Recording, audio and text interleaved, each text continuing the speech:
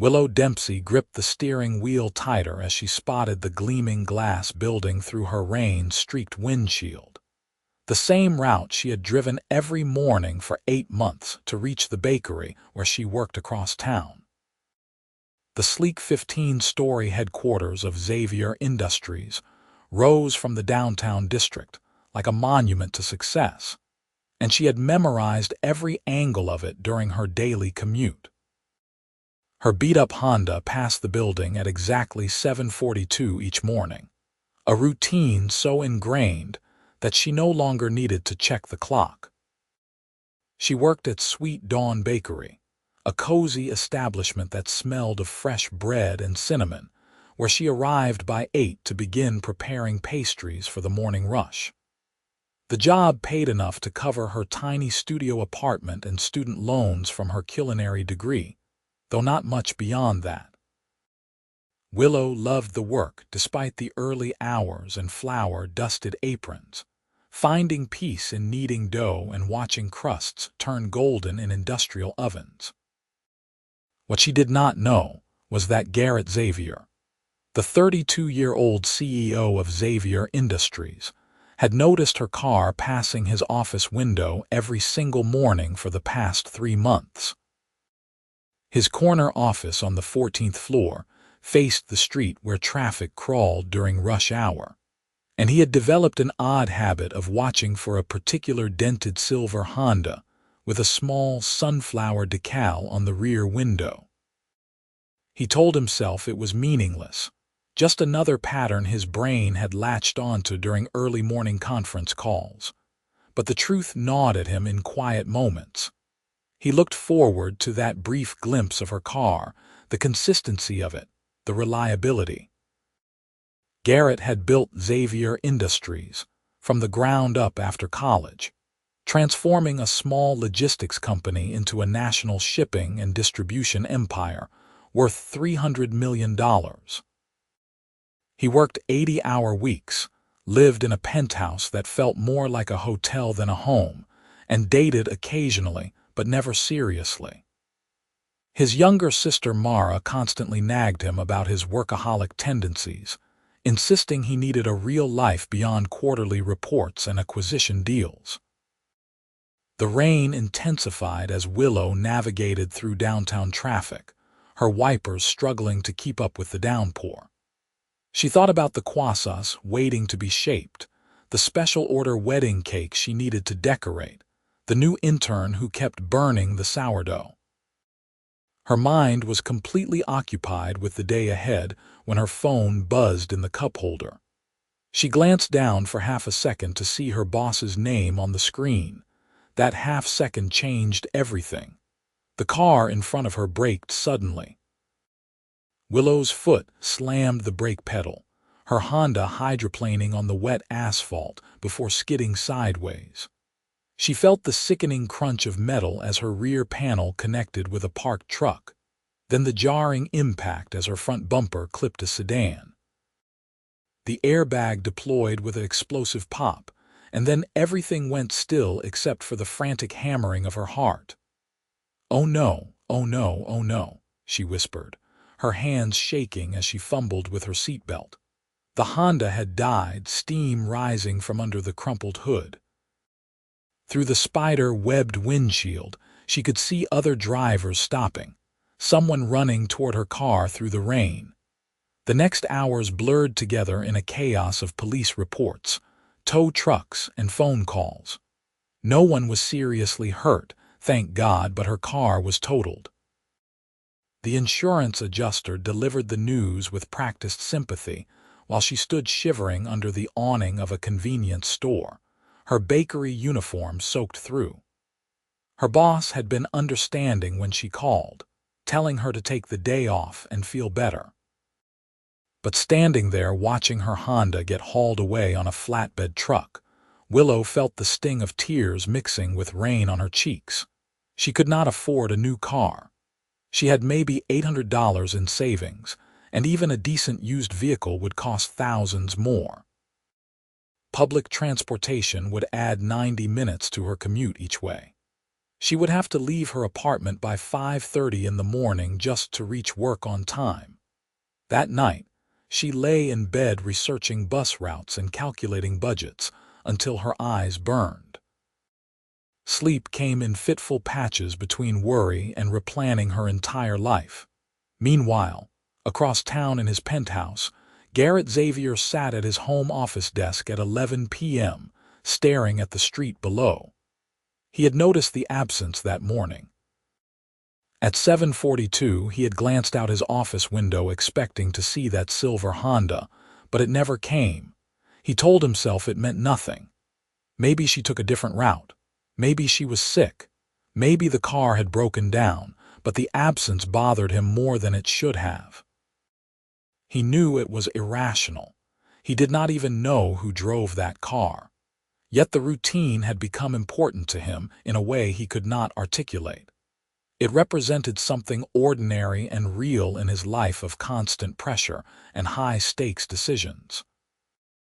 That car meant someone else was out there, living their life, going to work, being consistent and reliable in an unpredictable world.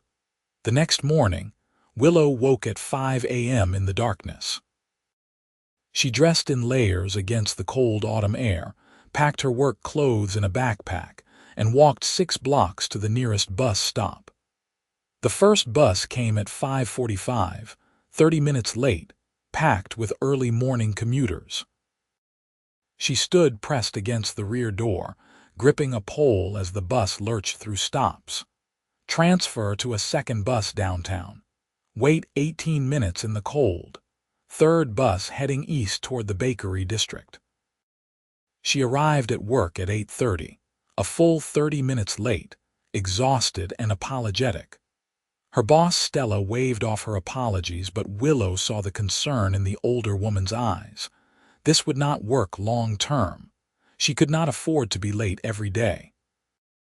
That same morning, Garrett stood at his office window at 7:42. No silver Honda. His jaw tightened. 2 days now. He turned back to his desk where his assistant had laid out the morning schedule. Back-to-back meetings until 3, then a site inspection at their new warehouse facility. He should focus. The absence of some stranger's car should not occupy any space in his mind. But it did. By day 4, Garrett found himself genuinely worried. He stood at the window longer than usual, scanning traffic for that sunflower decal. Nothing. His rational mind said this was absurd. His gut said something had happened, something was wrong. "You have lost your mind," he muttered to himself, turning away from the window. But the nagging feeling persisted through his morning meetings, through lunch with investors, through contract negotiations in the afternoon.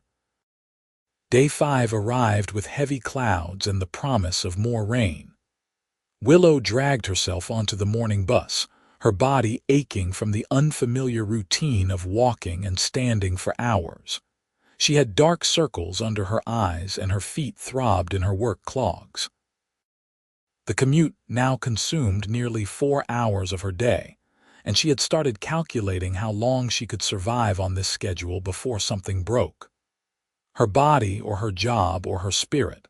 At Sweet Dawn Bakery, she threw herself into work with grim determination.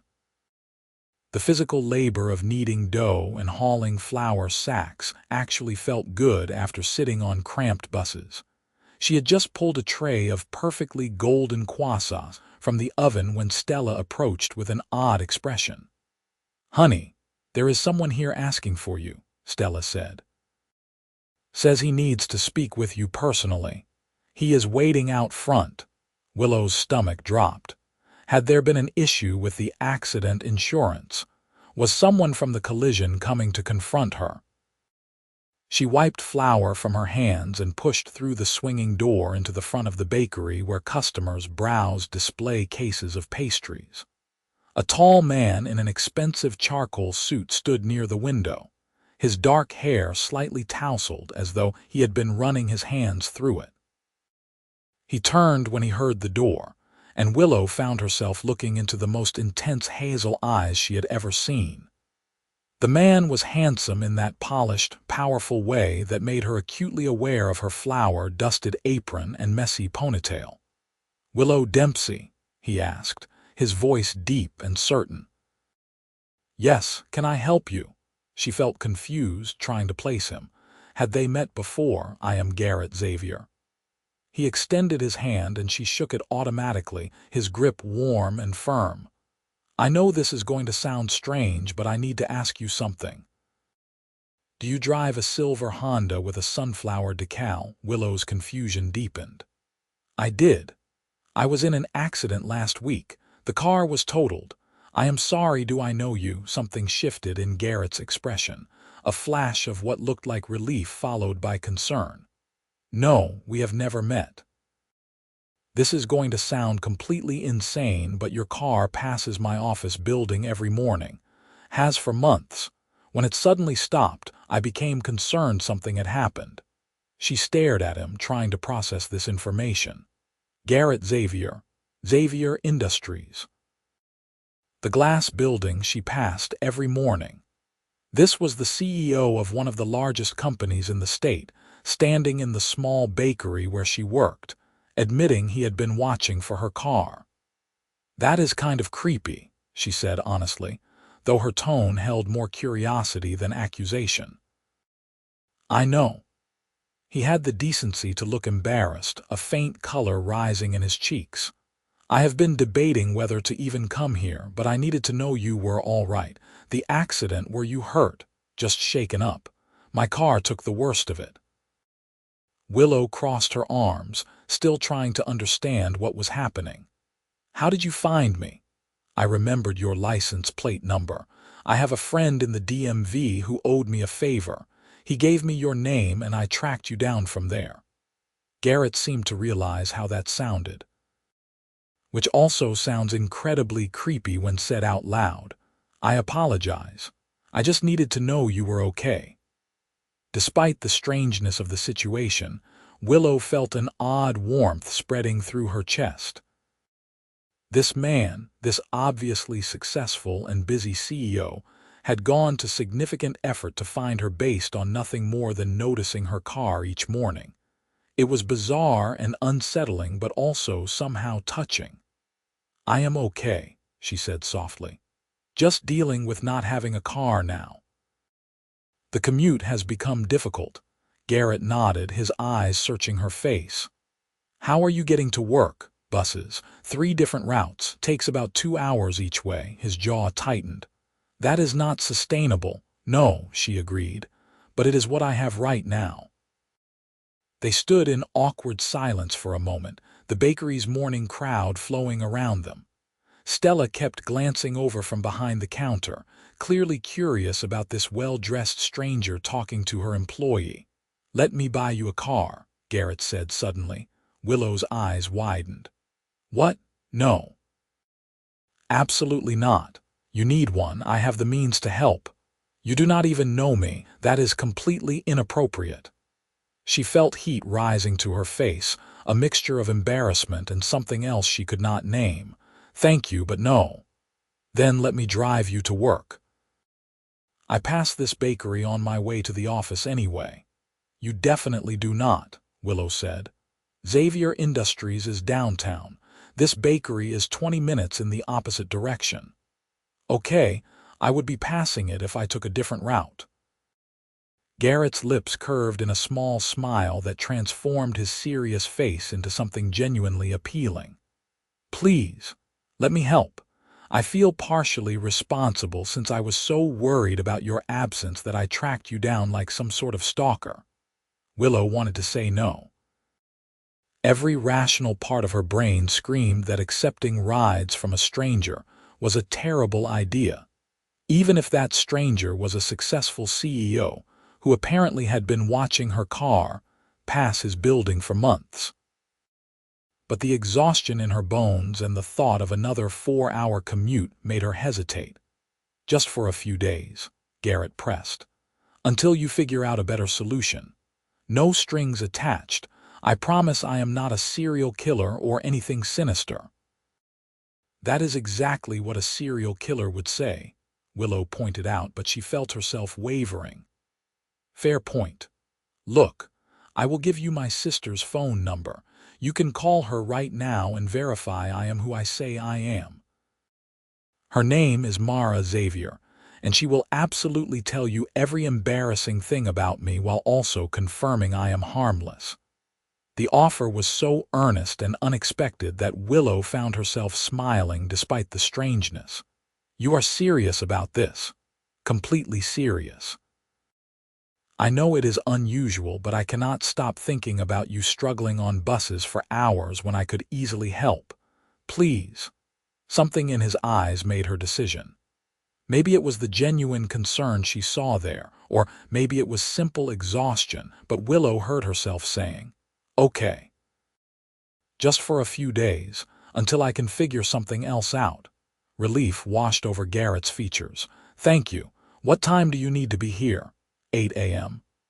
"I will pick you up at 7:15 tomorrow morning. Text me your address." He handed her a business card with his personal cell number written on the back in bold handwriting. After he left, Stella appeared at Willow's elbow. "Who was that gorgeous man, and why did he look at you like you hung the moon?" "I have absolutely no idea," Willow admitted, staring at the card in her hand. That evening, Willow called the number Garrett had mentioned. Garrett Xavier answered on the second ring, her voice bright and curious. "Hello." "Hi, this is going to sound weird, but your brother Garrett gave me your number. He said I could call to verify he is not a serial killer." Mara's delighted laugh rang through the phone. "Oh my God, what did he do? Wait, are you the girl with the car, the silver Honda?" "He told you about that? Are you kidding? He has been mildly obsessed for weeks. I was ready to stage an intervention. Please tell me he actually talked to you and did not just stalk you in a creepy way." Willow found herself relaxing as she explained the situation.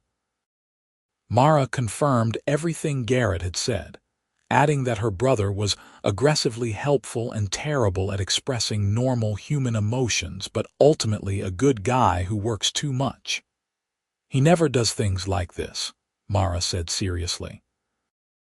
"My brother dates occasionally, but never pursues anyone. The fact that he tracked you down means something. I am not saying he is in love with you or anything crazy, but he was genuinely worried. That is significant for Garrett." After hanging up, Willow sat on her small couch and wondered what she had agreed to. A wealthy CEO she had never met was going to start driving her to work based solely on noticing her car pass his building. It sounded like the premise of a romantic movie, except this was her actual life and nothing ever happened to her like this. She texted her address to Garrett's number, half expecting him to change his mind. His reply came within seconds. "Got it. See you at 7:15. Sleep well." The next morning, Willow woke at 6 instead of 5, the extra hour of sleep feeling like a luxury. She dressed carefully in jeans and a sweater, packing her work uniform in her backpack. At 7:12, she stood outside her apartment building in the crisp morning air, watching the street with a mixture of nervousness and anticipation. A sleek black Mercedes pulled up at exactly 7:15. Garrett stepped out to open the passenger door for her, dressed in a navy suit that probably cost more than her monthly rent. "Good morning." "Good morning," she replied, sliding into the leather seat. The car smelled like expensive cologne and coffee. A large cup sat in the holder near the gearshift. "I brought you coffee," Garrett said as he returned to the driver's seat. "I did not know how you take it, so I got cream and sugar on the side." Willow accepted the cup, genuinely touched. "Thank you. That was thoughtful." The drive to the bakery took 23 minutes through morning traffic. They talked in fits and starts, the conversation stilted at first but gradually becoming easier. Garrett asked about her work, and she described the satisfaction of creating perfect pastries, the meditative quality of decorating cakes, the community feeling of the small bakery. He listened with an intensity that made her self-conscious, as though her words about flour and yeast were fascinating business strategies. "You love your work," he observed. "I do. It does not pay much, but it makes me happy." She glanced at him. "I imagine running a huge company is different." "Completely different," Garrett agreed. "I love the challenge of it, the problem-solving, building something lasting, but it is consuming. I rarely have time for anything else." "That sounds lonely." He considered this. "Sometimes it is. I am good at what I do, but not particularly good at balance." When they arrived at Sweet Dawn Bakery, Garrett parked and turned to face her fully. "Same time tomorrow." "You really do not have to do this," Willow said. "I will figure something out. I want to, unless it makes you uncomfortable." She searched his face, looking for ulterior motives or hidden agendas, but saw only sincerity and something else she could not quite identify. Hope, maybe. "Okay, same time tomorrow, but I am buying you coffee next time." His smile was genuine and warm. "Deal." The pattern continued. Each morning at 7:15, Garrett picked her up in his Mercedes. They talked about increasingly personal topics, the initial awkwardness giving way to genuine connection. Willow learned that Garrett had built his company through relentless work and calculated risks, that his parents had died in a car accident when he was 25, leaving him responsible for his teenage sister. He learned that Willow had grown up in foster care, bouncing between homes until she aged out of the system at 18. Baking had been her escape and eventually her salvation, giving her purpose and a skill that could support her. "You are incredibly resilient," Garrett said one morning, genuine admiration in his voice. "I just did what I had to do, same as you." "Most people do not see it that way. They see my success as talent or luck. They do not consider the cost." Willow understood what he meant. Success at anything required sacrifice. The question was whether the cost was worth it. By the second week, their morning drives had become the highlight of Garrett's day. He found himself thinking about what to talk with her about, what music she might like, whether she preferred jazz or classic rock in the morning. He learned she sang quietly along to songs when she thought he was not paying attention, her voice soft and pretty. He noticed she always wore silver rings on her right hand, but never jewelry otherwise. She had a small scar above her left eyebrow from a childhood accident she did not want to discuss. Mara noticed the change in her brother immediately. "You are smiling," she accused over dinner one evening. "You never smile unless you just closed a major deal. What is happening?" "I have been driving Willow to work," Garrett admitted. "The car girl, still. It has been 2 weeks. She still needs rides. Or you want to keep driving her?" Mara pointed her fork at him. "You like her?" "Of course I like her. She is intelligent and kind and interesting." "No, dummy. You like her. When was the last time you spent this much time with any woman you were dating?" Garrett had no response because Mara was right. He had never prioritized anyone this way, never rearranged his schedule or driven 46 minutes out of his way just to spend 20 minutes with someone. The realization hit him with uncomfortable clarity. He was falling for Willow Dempsey, the woman who had unknowingly become part of his morning routine months ago, and he had no idea what to do about it. Meanwhile, Willow was having similar realizations. She caught herself applying lip gloss before Garrett picked her up, choosing outfits more carefully, laughing at his dry humor more than was probably warranted. Her coworkers noticed, teasing her about the handsome man in the expensive car who dropped her off each morning. Even Stella pulled her aside. "That man is halfway in love with you already," Stella said matter-of-factly. "The question is what you are going to do about it." "Nothing," Willow insisted. "He is just being nice. We are friends." "Honey, men who look like that do not spend 2 hours a day driving women around out of friendship. He is courting you in the most old-fashioned way possible. The word courting stuck in Willow's mind. Was that what this was? The coffees he brought her, the questions about her day, the way he listened like her words mattered. The careful distance he maintained, never pushing for more than she offered, always respectful of boundaries she had not even set. It felt like courting, like the beginning of something real. The shift happened one morning during their third week. Traffic had been particularly bad, adding 30 minutes to their drive. Willow called the bakery to let them know she would be late while Garrett drummed his fingers on the steering wheel, clearly frustrated by the delay.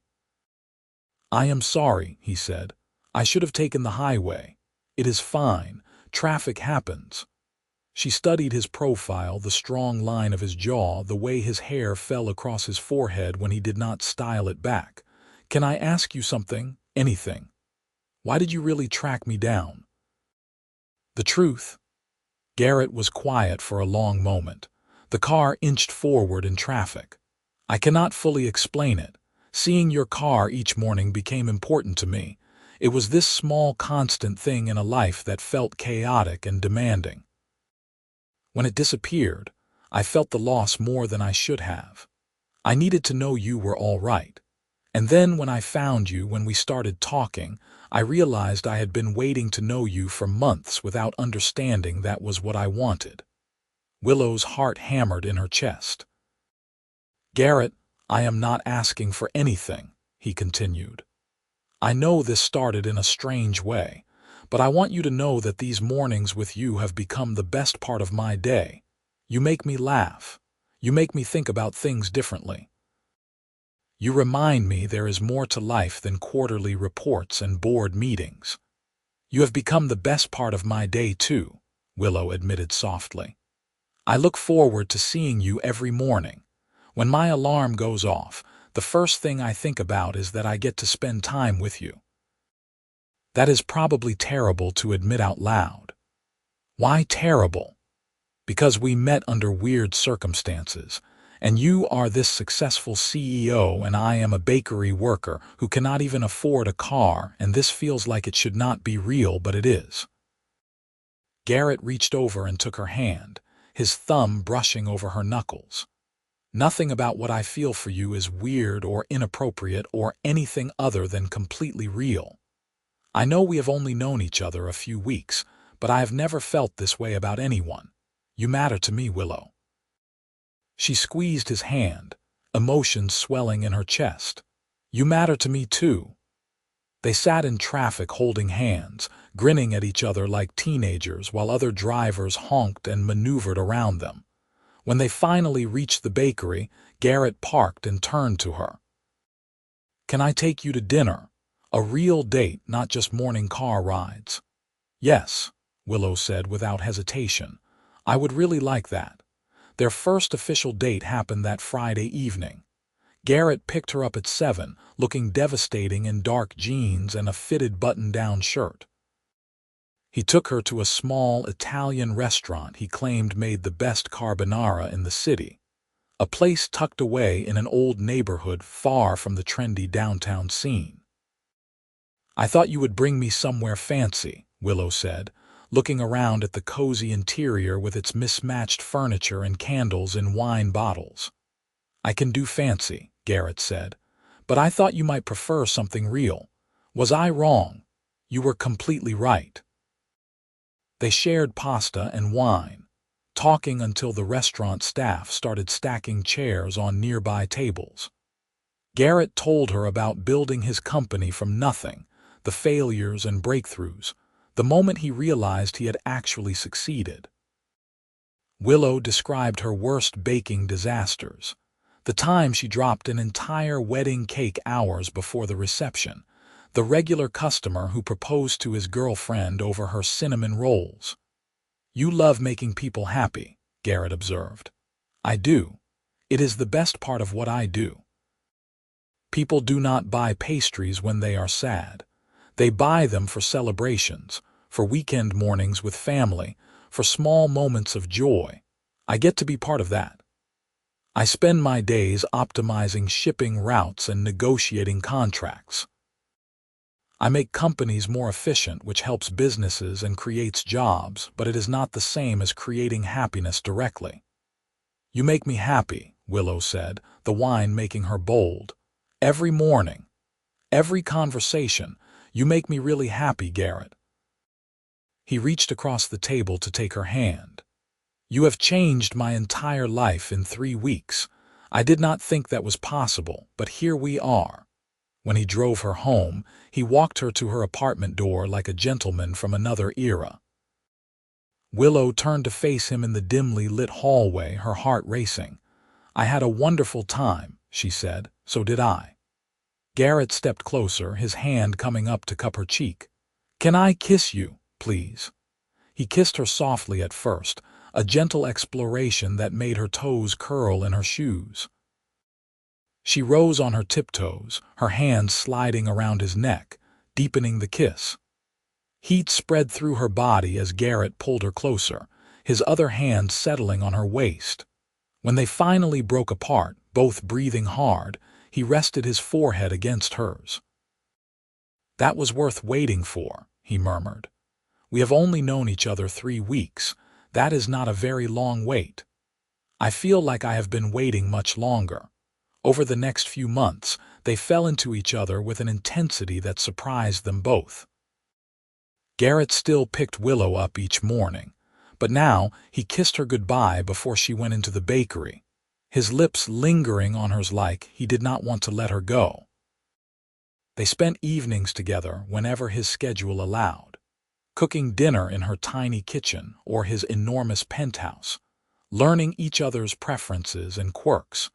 Willow discovered that Garrett liked old movies and could quote entire scenes from The Godfather. He always drank his coffee black, but ate dessert with the enthusiasm of a child. He worked out religiously at 5 a.m., but hated every minute of it. He called his sister every Sunday without fail and donated anonymously to foster care organizations across the state. Garrett learned that Willow sang in the shower and danced while baking when she thought no one was watching. She read romance novels voraciously and cried at sappy commercials. She had a brilliant mind for business despite never studying it formally, offering insights about his company that made him reconsider strategies. She was fiercely independent and hated asking for help, which explained why she had never accepted his repeated offers to simply buy her a car. I need to do this myself, she insisted during one discussion about her transportation situation. I am saving money. In a few months, I will have enough for a decent used car. I have 17 cars I do not use sitting in a garage, Garrett said. You could drive any of them. And what happens when this ends? Willow gestured between them. When we break up or you get tired of me, then I am stuck with your charity and memories of what I lost. I need to stand on my own. This is not going to end, Garrett said firmly. I am not going anywhere. You cannot know that. He pulled her close, his hands framing her face. I have never been more certain of anything in my life. I love you, Willow. The words hung between them. It was the first time either had said it, though the feeling had been building for weeks. Willow felt tears spring to her eyes. I love you too, she whispered. So much it terrifies me. Good. Terror means it matters, means we both have something to lose. He kissed her forehead, her nose, her lips. I love you. I am going to keep loving you. And I am going to keep offering to help because that is what people do when they love each other. Not out of pity or charity, but because your struggles are my struggles now. Willow cried then, overwhelmed by the fierce certainty in his voice, by the idea that someone could love her this completely. Garrett held her while she cried, his hand stroking her hair, murmuring reassurances against her temple. You are not alone anymore, he said. Neither of us is alone. After 6 months together, Garrett took Willow to meet his sister officially. They had spoken on the phone several times, but this was different. Mara invited them to dinner at her house, a modern townhome she shared with her fiancé Daniel. "I cannot believe I am nervous," Willow said as they walked up the front path. "She already likes me." "Mara loves you based on phone calls alone," Garrett assured her. "This is just a formality." But meeting in person did matter, and both women knew it. Mara opened the door with a huge smile, pulling Willow into a hug before she could even say hello. "You are even prettier in person," Mara declared. "Come in, come in. I made lasagna, which is one of 3 things I can cook without burning down the kitchen." Daniel turned out to be a quiet accountant who balanced Mara's exuberant energy perfectly. Over dinner, Willow relaxed as conversation flowed easily. Mara told embarrassing stories about Garrett as a teenager, like the time he tried to fix the family car and ended up flooding the garage. Garrett retaliated with tales of Mara's brief goth phase and her disastrous attempt at learning guitar. "I like seeing him like this," Mara said later while they cleared dishes. Garrett and Daniel had moved to the living room to discuss some sports game. "Happy, lighter. You are good for him, Willow." "He is good for me too," Willow replied. "Better than good. He makes me believe in things I had stopped believing were possible." "Like what?" "Like family. Like someone staying. Like building a future with another person and trusting it will not all fall apart." Mara squeezed her hand. "You have had a hard life. I can see it even though you do not talk about it much. But you are safe now. My brother does not do anything halfway. When he commits, it is forever. And he is completely committed to you." The words settled something in Willow's chest, a fear she had been carrying without acknowledging. That night driving home, she leaned against Garrett's shoulder in the car. "Your sister is wonderful. She thinks the same about you. Pretty sure she likes you better than me at this point," Willow laughed. "Not possible, but I am glad she approves. Her approval matters to you." "Of course it does. She is your family, that makes her important." Garrett glanced at her, something intense in his expression. "You are my family too now, you know that, right?" Willow's throat tightened with emotion. "Yeah, I know." As their relationship deepened, they encountered their first real conflict. It started when Garrett mentioned a business opportunity in Seattle that would require him to relocate for 6 months. He brought it up casually over breakfast one Sunday morning, not realizing the bombshell he had just dropped. "Wait, what?" Willow set down her coffee cup. 6 months in Seattle. It is a major expansion. I would be overseeing the opening of our West Coast hub. I have been considering it for weeks." "You have been considering moving across the country for half a year, and this is the first I am hearing about it," Garrett frowned. "I did not think it would be a big deal. I figured you could come with me." "Come with you? Garrett, I have a job here. My life is here. You could find a job in Seattle. Bakeries exist everywhere." Even as he said it, he heard how dismissive it sounded. "I just meant you are talented enough to work anywhere. That is not the point." Willow stood, anger and hurt warring in her chest. "You made a major life decision without even discussing it with me. Do I not get a say in this?" "Of course you do. That is why I am telling you now. You are informing me, not discussing it. There is a difference." They stared at each other across the kitchen island, the first real crack appearing in their relationship. Garrett's phone buzzed with an incoming call. He glanced at it automatically, saw it was work-related. "Do not answer that," Willow said quietly. "I have to. It is about the Seattle deal." "Of course it is." She grabbed her jacket from the couch. "I am going home." Willow, wait, but she was already out the door, needing space to process the hurt blooming in her chest. Garrett stood in his penthouse, phone ringing in his hand, watching her leave and realizing he had badly miscalculated. They did not speak for 3 days, the longest they had gone without contact since getting together. Willow threw herself into work, baking with aggressive focus, kneading dough until her arms ached. Stella watched with concern but did not pry. On the third day, a massive bouquet of sunflowers was delivered to the bakery with a card that read, "I am an idiot. Please let me explain. I love you." Willow called him that evening. "Flowers are not going to fix this." "I know," Garrett said. He sounded exhausted. "Can I see you, please? I need to talk to you face to face." They met at a park near her apartment, sitting on a bench overlooking a small pond. Garrett looked like he had not slept, his hair messy, shadows under his eyes. "I am sorry," he started. "You were absolutely right. I made a unilateral decision without considering your life or your feelings. I treated you like an accessory to my career instead of my partner." "Yes, you did. I have spent my entire adult life making decisions alone, building my company alone, raising my sister alone, managing everything alone. It is how I have always operated. But that is not an excuse. We are supposed to be a team, and I treated you like you were just supposed to follow my lead." Willow looked at him, seeing the genuine remorse in his face. "I cannot just uproot my entire life for you, Garrett. That is not fair to ask. I know. I turned down the Seattle position." Her eyes widened. "What? I called them yesterday and declined." "You are more important than any business expansion. If I cannot figure out how to run my company without leaving you behind, then I am not as good at this as I thought. Garrett, I do not want you to resent me for holding back your career. You are not holding back anything. You are teaching me what actually matters."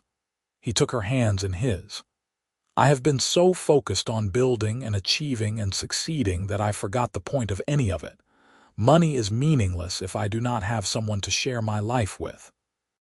Success is hollow if I come home to an empty penthouse every night. You are the best thing that has ever happened to me. I almost ruined it by being an arrogant workaholic who forgot to actually communicate with the woman he loves. That ends now." Willow felt her anger melting away, replaced by the love she felt for this complicated, driven man who was trying so hard to be better.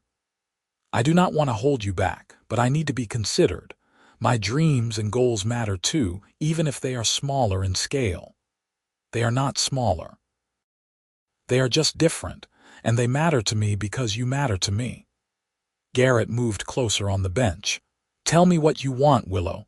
What does your dream life look like?" She thought about it seriously. "I want to open my own bakery someday. Something small and community-focused, where I can teach baking classes and create wedding cakes and be part of people's celebrations. I want a home that feels safe and permanent. I want a partner who sees me as an equal, who makes decisions with me instead of for me. And I want to keep feeling the way I feel when I am with you, like I am enough exactly as I am." "You are more than enough," Garrett said fiercely. "You are everything, and I will spend the rest of my life proving that to you if you will let me." They kissed on that park bench as the sun set over the pond, the world narrowing to just the two of them and the second chance they were choosing to take. The months that followed were different. Garrett made conscious efforts to include Willow in decisions, to prioritize their relationship alongside his work, to be present instead of distracted. He started leaving the office at reasonable hours most days, coming home to cook dinner with Willow or meet her after her bakery shifts. They took a weekend trip to the mountains, staying in a cabin with no cell service where Garrett actually relaxed for the first time in years. "I forgot what this felt like," he admitted, lying on a blanket beside a lake while Willow read a book against his shoulder. "Being still." "You are very bad at it," she teased. "You have checked your imaginary phone 17 times in the last hour, have not? Have too? Your hand keeps reaching for your pocket." Garrett laughed, pulling her closer. "Okay, maybe I have, but I am getting better. You make me want to be better at everything." For her birthday, Garrett surprised Willow with a day at a professional bakery supply store, telling her to pick out anything she wanted. She wandered the aisles like a kid in a candy store, examining commercial mixers and specialty pans, French rolling pins and decorating tools. When she tried to limit her selections to a modest amount, Garrett simply told the staff to box up everything she had looked at twice. "This is too much," Willow protested as boxes were loaded into his car. "This is investing in your dream," Garrett corrected. "You are going to open that bakery, Willow. These are just the tools you will need when you do." She cried in the parking lot, overwhelmed by his faith in her, by the tangible way he supported her dreams. "I love you so much. I love you too. Now where are we going to store all this stuff? Your apartment is tiny," says the man with a 3,000 square foot penthouse. "Good point." "My place it is." The conversation was casual, but moving her baking equipment to his penthouse felt significant. Soon her clothes migrated to his closet, her toiletries to his bathroom. They never formally decided to move in together. It just happened organically over several weeks until Willow realized she had spent 30 consecutive nights at Garrett's place, and her apartment was essentially just storage. "Should we make this official?" Garrett asked one morning as they got ready for work side by side at his double vanity. "You live here now anyway. Let go of your apartment, save that rent money for your bakery fund." Willow looked at him in the mirror, this man who had tracked her down after noticing her car, who drove her to work every morning, who loved her with an intensity that still took her breath away. "Okay, yes, let's make it official." Living together revealed new dimensions to their relationship. Willow learned that Garrett got grumpy when he was hungry, that he sang terribly in the shower, despite being unable to carry a tune, that he reorganized the kitchen cabinets when he was stressed. Garrett discovered that Willow was not a morning person despite her early work schedule, that she left books in every room half finished, that she talked to herself while baking complicated recipes. "You just told that cake batter it was being unreasonable," Garrett said, watching her work in their kitchen one evening. "It is being unreasonable. The humidity is wrong and it is not incorporating properly. You know it cannot hear you right. It can sense my energy. And right now my energy is very disappointed in its texture." Garrett laughed, coming up behind her to wrap his arms around her waist. "I love you, even when you are arguing with baked goods." "Good, because that happens a lot." They fell into comfortable domesticity, building a life together piece by piece. Garrett taught Willow about investing and helped her set up a real savings plan for her bakery. Willow taught Garrett how to actually relax, how to be present in moments instead of constantly thinking 3 steps ahead. His company continued to thrive, and he realized with surprise that he was happier and more effective now that he had balance in his life. 1 year after they first met, Garrett woke early on a Saturday morning with purpose. Willow was still asleep beside him, her hair spread across the pillow, one hand curled under her cheek. He carefully extracted himself from bed and retrieved the small velvet box he had hidden in his home office. He had been planning this for months. The ring was custom designed, a sapphire surrounded by small diamonds that reminded him of the sunflower on her old car. He had agonized over the setting, the timing, the location. But watching her sleep, he realized the elaborate plans did not matter. What mattered was asking her to spend her life with him, and there was no better time than right now in the home they shared, in the life they had built together. "Willow," he said softly, sitting on the edge of the bed. "Wake up." She stirred, blinking sleepily at him. "What time is it?" "Early." "But I need to ask you something and I cannot wait any more." Willow pushed herself up on her elbows, suddenly more awake. "Are you okay? You look weird." "I am perfect. Better than perfect." Garrett opened the box, revealing the ring. Willow Dempsey, I fell for you before I ever met you. Watching your car pass my office every morning became the most important part of my day because it represented something real and constant in my chaotic life. Then, I actually met you and discovered you were even more amazing than I had imagined. You have changed everything about how I live, what I prioritize, who I want to be. You make me happier than I ever thought possible. Will you marry me? Willow stared at him at the ring, tears already streaming down her face. Are you seriously proposing to me before I have even brushed my teeth? Is that a problem? No, she laughed through her tears. No, it is perfect. Everything about this is perfect. Yes, Garrett. Yes, I will marry you. He slipped the ring onto her finger, pulling her into a kiss that tasted like sleep and tears and joy. They stayed in bed for hours after that, wrapped around each other, making plans and laughing and occasionally crying. Willow called Stella to say she would not be at work because she had just gotten engaged. Garrett sent a text to Mara that simply read, "She said yes." Mara's response came in seconds. "Finally. I want details immediately." They spent the day celebrating privately, ordering takeout and watching movies, calling friends and family to share the news. That evening, sitting on the couch with her head on his shoulder, Willow looked at the ring sparkling on her finger. "I never thought I would have this," she said quietly. "A person who stays, a home that feels permanent. Someone who loves me enough to track me down because my car disappeared from his commute." "I am the lucky one," Garrett replied. "I had everything by most measures except the thing that actually mattered. You taught me what real success looks like. What does it look like? This, right here. Us." They married 6 months later in an intimate ceremony at the same Italian restaurant where they had their first date.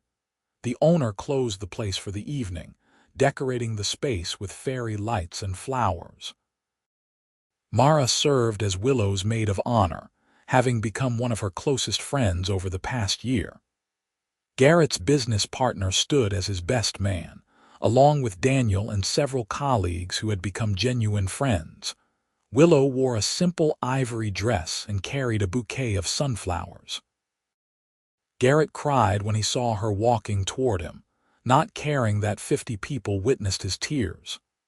They exchanged vows they had written themselves, promising to be partners and teammates, to communicate and compromise, to choose each other every day. "You are my person," Garrett said, his voice thick with emotion. "My unexpected miracle. I will love you every morning, every day, every year for the rest of our lives." "You are my home," Willow replied. "My safe place, my adventure. I choose you, Garrett Xavier, today and always." When they kissed as husband and wife, the small crowd erupted in applause. The reception was filled with good food, better wine, and dancing that lasted until the restaurant staff finally kicked them out at 2 a.m. Garrett and Willow drove back to their penthouse as a married couple, both exhausted and exhilarated. "Best day ever," Willow declared, collapsing on their bed still in her wedding dress. "Agreed." Garrett lay down beside her, taking her hand to look at the wedding band now paired with her engagement ring. "Ready for the rest of our lives. So ready." Their first year of marriage brought new challenges and joys. Willow continued working at Sweet Dawn Bakery while seriously planning her own business. Garrett helped her create a proper business plan, connected her with commercial real estate agents, and provided advice while being careful not to take over. When they found the perfect location for her bakery, a corner storefront in a developing neighborhood, Garrett wanted to simply buy the building outright as a gift. Willow refused, insisting on taking out a small business loan and being financially independent even though her husband was a multimillionaire. "I need to do this myself," she explained for what felt like the 100th time. "Not because I do not trust you or appreciate your help, but because I need to know I built this on my own merit. The world does not work that way, Garrett argued. People use whatever resources they have available. It is not weakness to accept help from your husband. For you, maybe. But I have spent my entire life proving I can stand on my own. This matters to me, Garrett. Please respect that. He did respect it, even though watching her struggle with loan applications and contractor negotiations when he could solve everything with a phone call tested his patience. But he bit his tongue and offered advice only when asked, recognizing this was important for her sense of self-worth. Willow's Bakehouse opened on a rainy Tuesday morning in October, 2 years after that first car accident changed her life. The space was small but perfect, with vintage decor and a huge front window that let in natural light. Willow had spent months perfecting her menu, testing recipes, training the 2 employees she had hired. Garrett took the morning off to be there for opening, standing behind the counter with her as the first customers trickled in. "I am so proud of you," he murmured, watching her interact with customers, her face glowing with happiness. "Could not have done it without you," she replied. "Your advice, your support, your willingness to taste 17 versions of the same kvass. That last part was pure sacrifice on my part," he deadpanned. Business was slow at first but steadily grew as word spread about the quality of the pastries and the warm atmosphere. Willow worked brutal hours those first few months, arriving at 4 a.m. to start baking and staying until closing at 6. Garrett worried about her exhaustion, but understood this was her dream manifesting. He supported her however he could, bringing her dinner at the shop when she worked late, helping with accounting on weekends, cheerleading when she doubted herself. "You are going to make it," he assured her during a particularly rough week where 2 employees quit and the oven broke. "This bakery is going to thrive because you are brilliant and determined, and you make the best pastries I have ever tasted.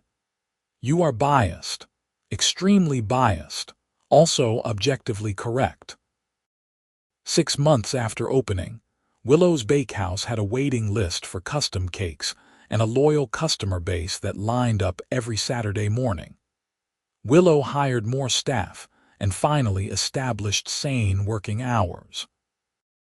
Success felt different than she had imagined, less glamorous and more satisfying, built on early mornings and flour under her fingernails, and the tired contentment of creating something meaningful. On their 3rd anniversary, Garrett surprised Willow with a weekend getaway to a bed and breakfast in wine country. They spent 2 days tasting wines, eating incredible food, and talking about the future. "I want kids eventually," Willow said, lying in a hammock beside him overlooking vineyard rows. "Not right now, but someday. Is that something you want, with you?" "Absolutely." Garrett laced his fingers through hers. "I want everything with you. Kids, chaos, family dinners, the whole messy, beautiful thing. You are sure? Your life was very controlled and organized before I came along." "My life was empty before you came along," Garrett corrected. "I had success but no joy, achievements but no meaning. You taught me what actually matters. I want to build a family with you, watch our kids grow up, be the dad I lost too soon." They talked late into the night about hypothetical children, what kind of parents they would be, how they would balance careers and family.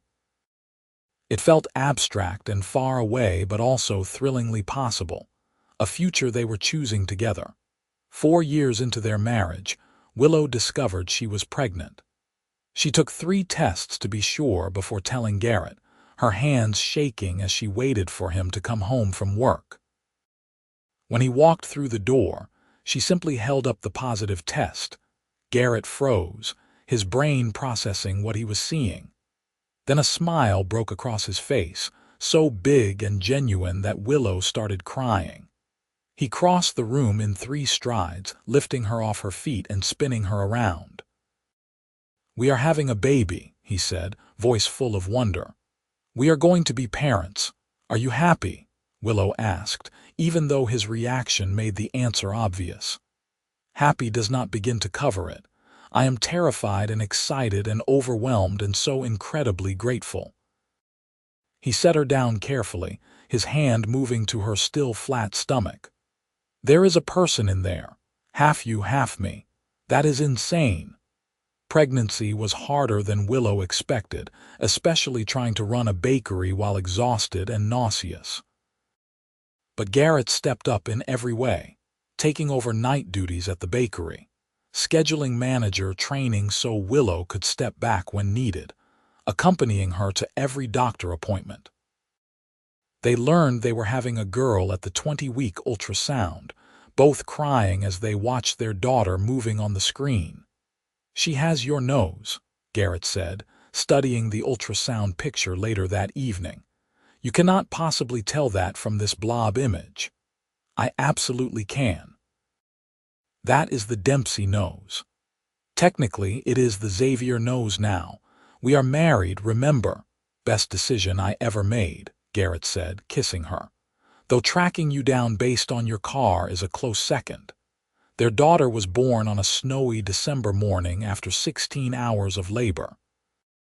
Gwendolyn Marie Xavier came into the world screaming, a healthy 8 pounds with a shock of dark hair. Garrett cut the umbilical cord with shaking hands, tears streaming down his face as he looked at his daughter for the first time. "She is perfect," he whispered.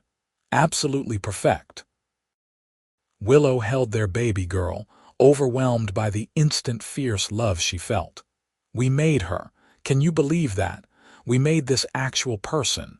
You did most of the work. I just cheered you on. You held my hand for 16 hours and let me squeeze hard enough to bruise. That counts as participation." Parenthood transformed them both.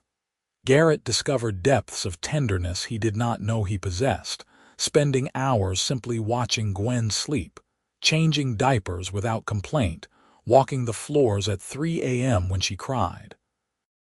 Willow found that her capacity for love expanded infinitely, that she could be exhausted and covered in baby spit up and still feel overwhelming joy.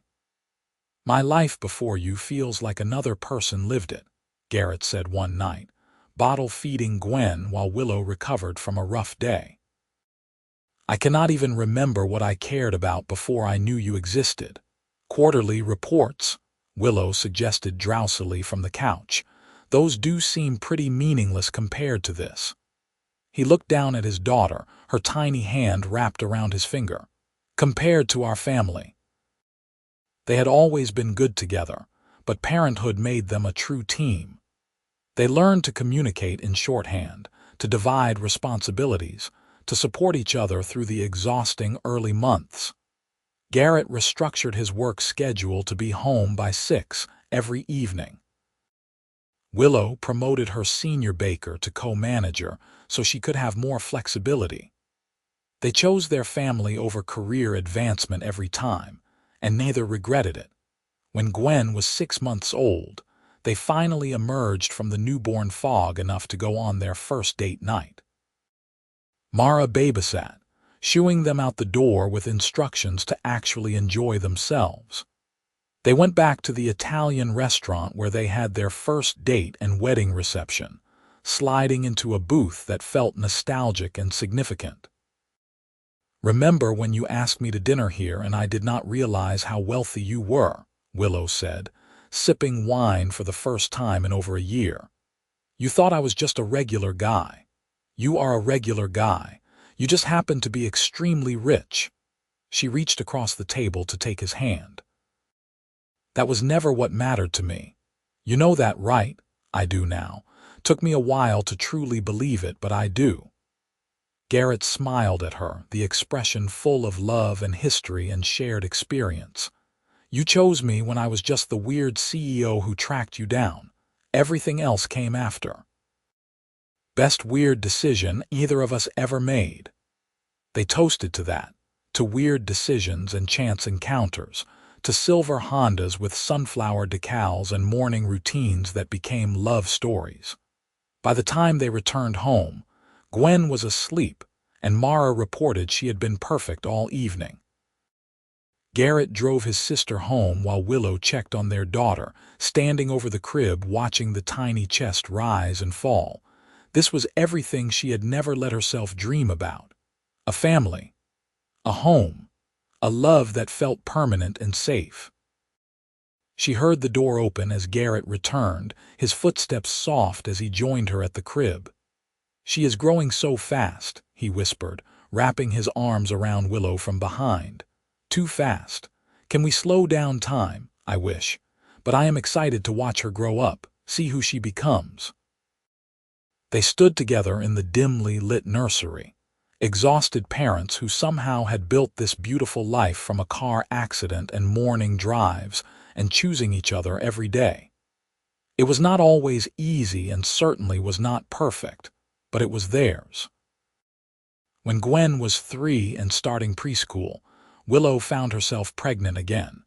This time with a boy they named Gregory, who came out quieter than his sister but equally perfect. Their family of 4 became the center of both their worlds. Garrett scaled back at Xavier Industries, promoting a COO to handle daily operations so he could focus on strategy and spend more time at home. The company did not suffer. In fact, it continued growing, proving his long-held belief that he had to do everything himself was flawed. Willow expanded the bakery to 2 locations, creating a small empire of her own while maintaining the quality and community focus that made the first shop successful. She taught baking classes on weekends, finding joy in passing on her skills to aspiring bakers. Her foster care background motivated her to hire teenagers aging out of the system, giving them stable employment and mentorship she wished she had received. "You are changing lives," Garrett told her one evening after she stayed late counseling a struggling 18-year-old employee through housing issues. "I am just doing what someone should have done for me." That is exactly what makes it meaningful. You are breaking cycles, Willow. Providing the support you never got. That is incredible. Their kids grew up in a house filled with love and laughter, fancy business dinners and flower-covered kitchen tables, bedtime stories and family adventures. Gwen inherited her father's intensity and her mother's creativity, announcing at age 7 that she wanted to be an architect baker who designed buildings made of cake. Gregory was gentler, preferring books and quiet observation, but with a wicked sense of humor that caught everyone off guard. Garrett coached their rec league soccer teams despite knowing nothing about soccer. Willow hosted elaborate birthday parties with custom cakes that became legendary among their friends. They fought occasionally, usually about parenting decisions or scheduling conflicts, but they always came back together, choosing communication and compromise over stubbornness. On their 10th anniversary, they returned to the bed and breakfast where they had talked about having kids. Mara kept the children for the weekend, giving them space to reconnect as a couple instead of just parents. 10 years, Willow said, curled against Garrett on the same hammock where they had planned their future. "Seems impossible and also like we have always been together. Best 10 years of my life, not even close. Remember when you showed up at my bakery because you noticed my car stopped driving past your office? That was insane. Best insane decision I ever made." Garrett tilted her face up to kiss her. "You were worth the risk of looking like a complete stalker. You were worth saying yes to despite all logical reasoning saying I should not get in cars with strangers." They laughed, comfortable and familiar. The intensity of early love matured into something deeper and more resilient. They had built a life together through consistent choice and effort, through loving each other even when it was difficult, through showing up every single day when they returned home, Gregory ran to hug Willow's legs while Gwen gave them a detailed report of everything they had missed. Garrett scooped up both kids, one under each arm, making them shriek with laughter. Willow watched her family, her heart so full it ached. This was everything. This messy, chaotic, beautiful life they had created. That night, after the kids were asleep, Garrett pulled Willow onto the couch. "I have been thinking about something. Should I be worried? Definitely not. I want to establish a foundation, something focused on supporting foster youth and funding small business loans for people who do not have access to traditional capital. I have the money sitting around doing nothing particularly useful. I want to actually help people the way you have been helping them all along." Willow felt tears prick her eyes. "That is a wonderful idea. I want you to run it with me. Make it a joint thing. You understand what these kids need better than I ever could. I have a bakery to run. You have managers who could step up. I have a company that basically runs itself at this point. We could do this together, make a real difference." They talked late into the night, planning and dreaming, combining his business acumen with her lived experience and heart for helping others. 6 months later, the Xavier Dempsey Foundation officially launched, providing grants, mentorship, and support to foster youth and aspiring entrepreneurs who reminded them of their younger selves. Running the foundation became their joint passion project. They visited programs, met with grant recipients, spoke at events about the importance of providing opportunity and support. Garrett discovered he loved this work as much as running his company, maybe more. Willow found purpose in advocating for kids who felt invisible the way she once had. "We are making a difference," she said after a particularly moving site visit where they met teenagers whose lives had been changed by foundation support. "We are," Garrett agreed. "Together. The way we do everything." Their children grew up watching their parents work together, love each other, choose purpose over profit without sacrificing success. Gwen went to college eventually, studying architecture with a minor in food science because she never gave up on her cake-building dreams. Gregory studied social work, driven by his parents' foundation work and his own desire to help others. On their 25th anniversary, Garrett and Willow threw a huge party at the original Xavier Industries building, the same structure her old Honda used to pass every morning. The company had long since moved to a larger headquarters, but Garrett had purchased the original building to house the foundation offices. "Full circle," Willow said, standing at the window of what had been Garrett's office. "You used to watch for my car from here. Best part of my day for months." Garrett wrapped his arms around her waist, resting his chin on her shoulder. "I had no idea that ordinary Honda contained the woman who would completely transform my life. I had no idea the CEO in this building would track me down when I disappeared and change everything I thought was possible." They looked out at the street below where cars passed in their evening commute, each containing their own stories and struggles and dreams. Somewhere out there, other people were having chance encounters, making unexpected connections, finding love in unlikely circumstances. "You ever regret it?" Garrett asked. "The way we started, how weird it all was." "Never. Not for a single second." Willow turned in his arms to face him. "You took a chance on someone you had never met. You showed up when I needed help. You loved me when I did not think I deserved to be loved. You gave me a family and a home and a future I stopped believing was real. How could I possibly regret any of that?" "I love you," Garrett said simply. 25 years later, I love you more than the day I married you. I love you too. Thank you for noticing my car. Thank you for tracking me down. Thank you for showing up. Always," he promised. "I will always show up for you." The party below them was full of family and friends, decades of shared history. the life they had built through consistent choice and unwavering commitment. Their children were there with partners of their own, the next generation carrying forward the values and love they had learned from watching their parents. Willow and Garrett stayed at that window for a long time, holding each other and looking at the street where their story began, grateful for car accidents and morning commutes, and the unexpected ways life brings people together. They had found each other against all odds and chosen each other every day since, building something rare and precious and permanent.